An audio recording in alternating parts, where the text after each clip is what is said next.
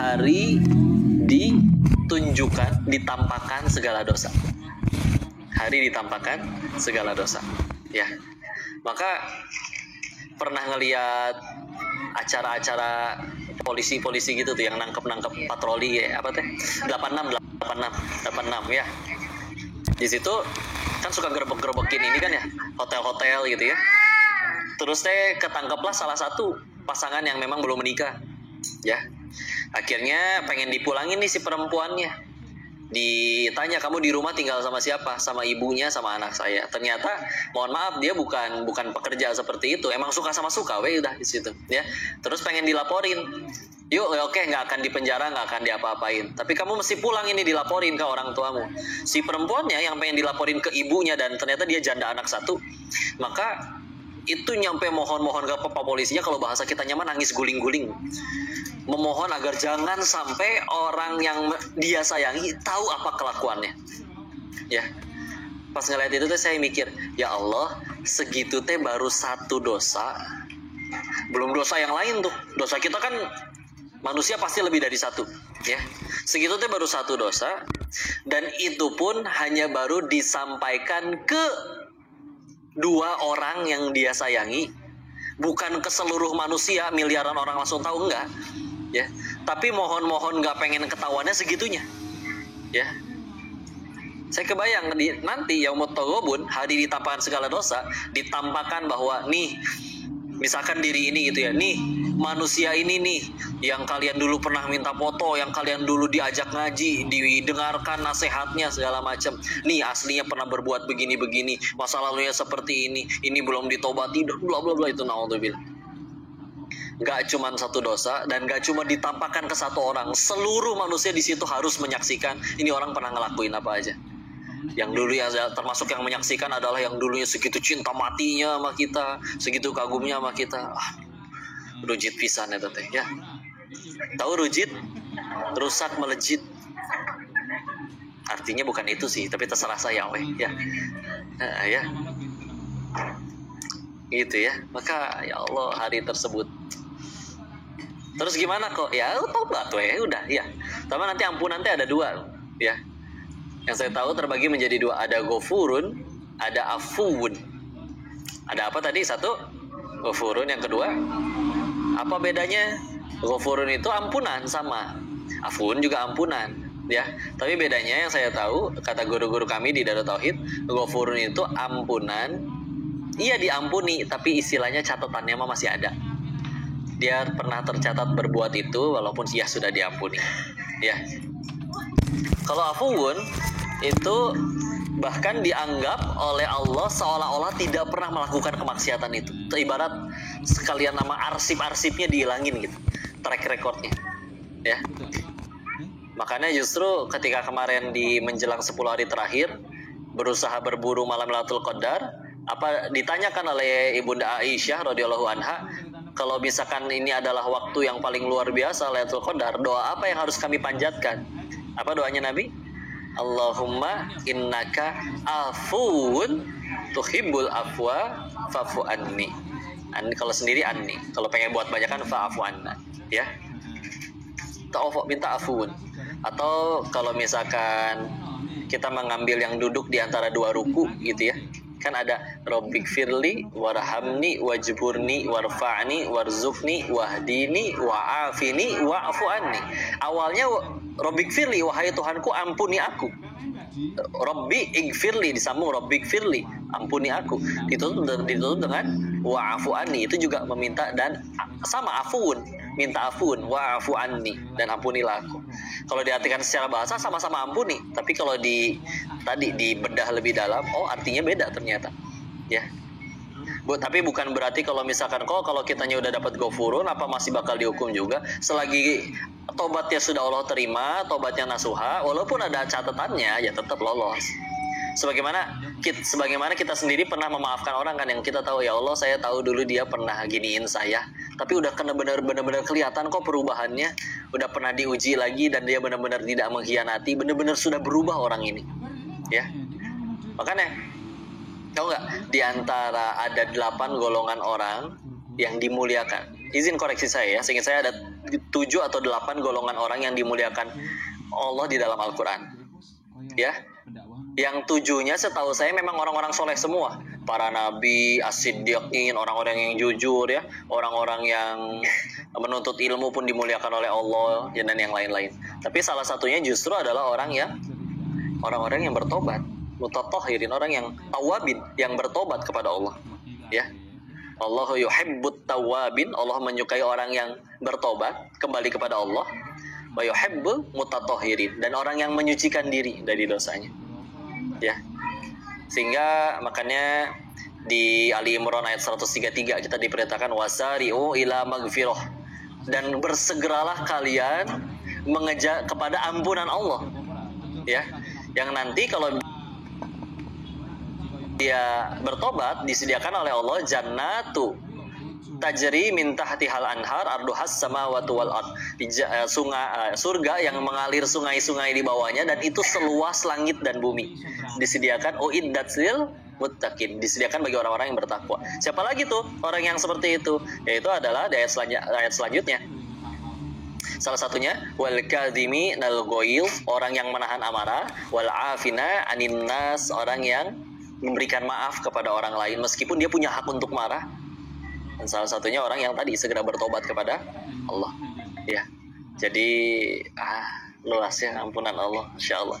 Dan di hadis-hadis yang lain diceritakan tentang, contoh di hadis yang agak cukup panjang, kalau Rasulullah SAW bersabda yang maknanya ciri orang yang kalau orangnya bertanya, seberapa senang sih Allah kalau ada orang yang bertobat? Dikasih perumpamaan oleh Nabi adalah sebagaimana kalau kamu tersesat di tengah padang pasir yang panasnya luar biasa, unta kamu hilang dan seluruh air dan perbekalan kamu ikut di unta tersebut. Kita udah pasrah akan mati kehausan, tahu-tahu ontanya nongol datang lagi dengan semua perlengkapan. Seneng nggak? Senang. Saking senangnya disebutkan oleh Nabi sampai kebalik dia ngomongnya. Alhamdulillah, terima kasih ya Allah, Engkau adalah hambaku dan aku adalah Tuhanmu. Saking senangnya sampai keserimpet ngomong, pernah kan? Ya itu Allah lebih senang lagi daripada orang itu. Setiap kali ada orang yang bertobat. Kita pindah ke hadis yang lain. Akamaqala Rasulullah Muhammad SAW bersabda yang maknanya, Allah sekiranya manusia di planet bumi ini sudah luput, sudah bersih dari dosa, semuanya udah pada soleh semua nih, udah nggak ada yang berdosa lagi, maka kata di sabda Rasulullah itu disampaikan yang maknanya, maka akan Allah ganti dengan kaum yang lain, dengan umat yang lain, yang dia bisa berbuat dosa tapi akan bertobat kepada Allah. Ya, maksudnya apa? Jadi diganti semuanya, diwafatkan dulu semuanya, diganti umat yang baru yang mungkin mereka akan berbuat dosa tapi dia akan meminta maaf kepada Allah. Allah senang banget ketika ada hambanya yang kembali. Ya, kalau misalnya kita ngaji kitab hadis, kayak contoh kitab Riyadhus Shalihin, setelah bab 1 itu bab tentang niat. Kitabnya Imam Nawawi biasanya bab 1 ini tentang niat.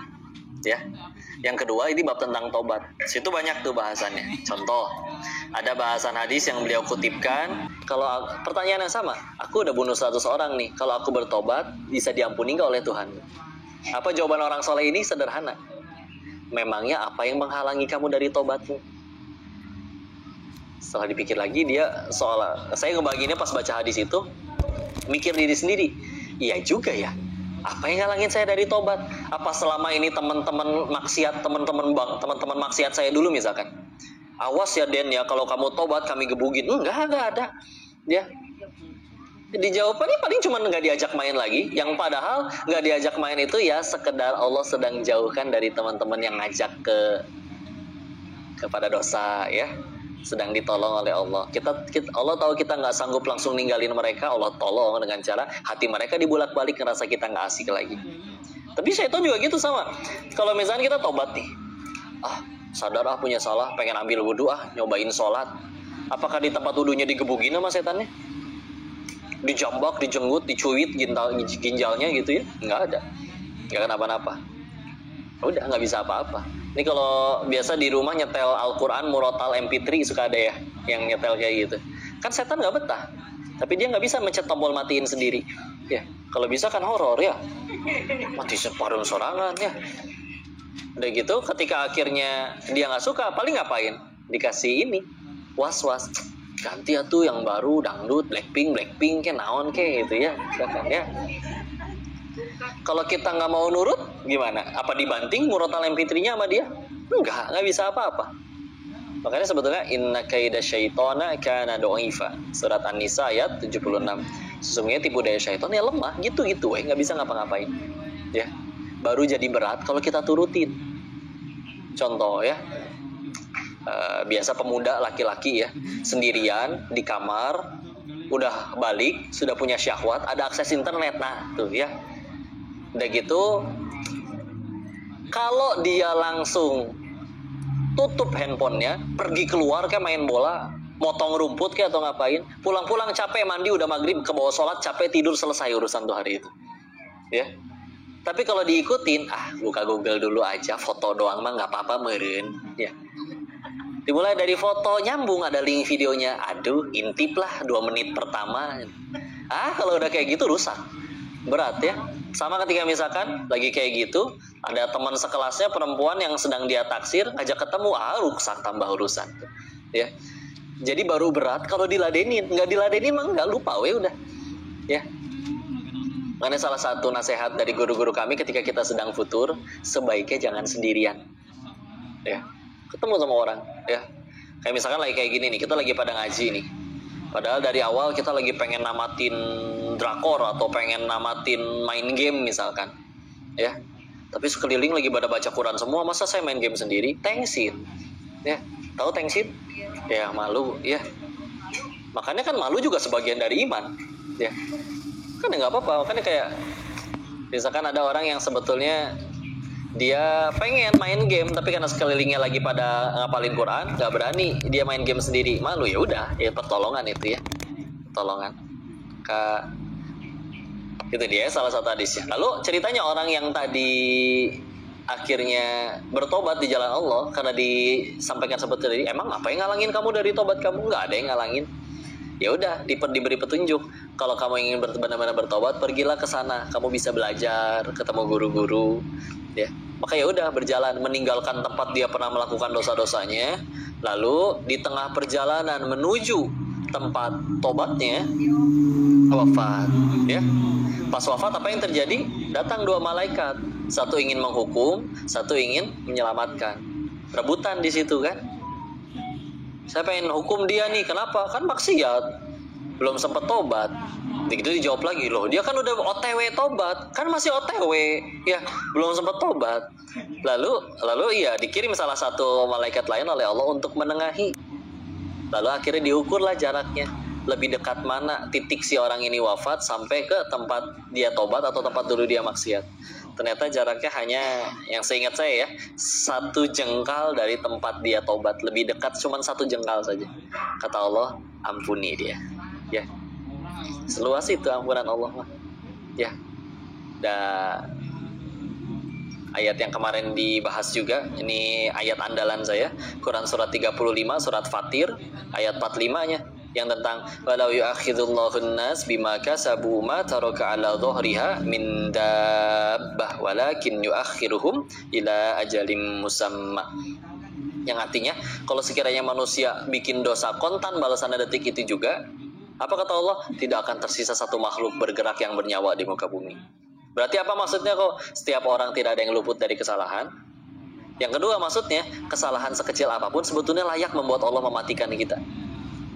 Tapi kenapa kita masih ramai begini? Walakin yuakhiruhum, Allah tunda, akhirkan bagi mereka ila ke ajalim musamma, sampai waktu yang ditentukan. Ya udah weh. Jadi gampang ngelihatnya. Kalau ke diri, pernah berbuat salah, habis berbuat salah kita nggak langsung mati, ya udah, kita Allah masih nungguin tobat kita. Kan mudah Allah mematikan kita waktu lagi maksiat, ya. Lagi maksiat mati, dan nggak sedikit itu, karena emang kemarin kita juga bahas ya, orang terus menerus maksiat tanpa tobat, pilihannya cuma 2. Apa? Ada yang masih ingat? 1, Allah buka sehingga akhirnya dia malu, ya kan, ketahuan orang-orang. Atau 2, Allah matikan dalam keadaan sedang berdosa, ya. Karena kalau Dan waktu dapat cerita tentang itu, guru kami cerita tentang ada seorang ya yang sebetulnya punya kedudukan di masyarakatnya, tapi meninggalnya mohon maaf sedang tanpa busana dengan sesama jenis di hotel murah. Ya, naudzubillah. Dan ya jelas bukan pasangan tanpa nikah, ya pasti tanpa nikah orang laki sama laki ya. Kan makanya Allah itu menciptakannya Adam dan Hawa, bukan Adam dan Asep. Ya.